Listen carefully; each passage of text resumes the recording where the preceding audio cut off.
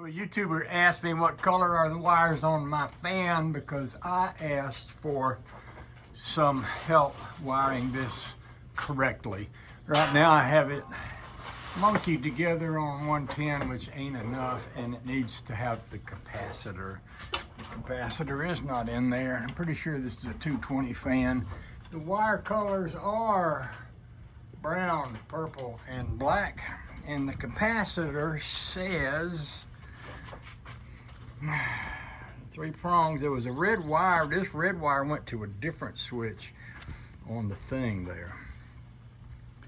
This says 35 slant 5, 440 volt AC. I don't know if you can read all that, but I'm trying to make it where you can. And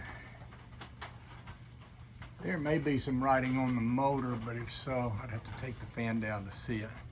I'm gonna put this up and let you look at it and tell me what you think. Now, if I'd have been smart, I'd have paid attention to what those wires were wired to before I took this off. I guess I'm not very smart.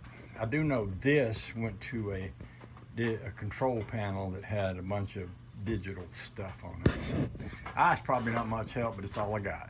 Appreciate any help you can pass along. Thank you so much. So Rusty Outdoors asked me what color are the wires and how many wires are there. Oh, I should probably also say this. Oh man, I'm a handsome double. Oh, even if you're not Rusty Outdoors, if you can tell me the right way to wire this fan so that it works right. Now, I don't have 240 down at that barn, but I do in my garage where the Studebaker and Hot Rod is, so I could wire this correctly. I do have enough amperage there. My long-range plan is to run 50 amps down to the back barn, but that's going to involve, burying a wire, doing some real wiring. Right now, I've got that back shop running off a 30 amp camper cord, so...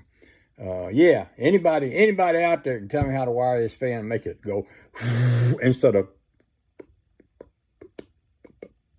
just let me know. Thank you much. I appreciate you. And I just love you to pieces.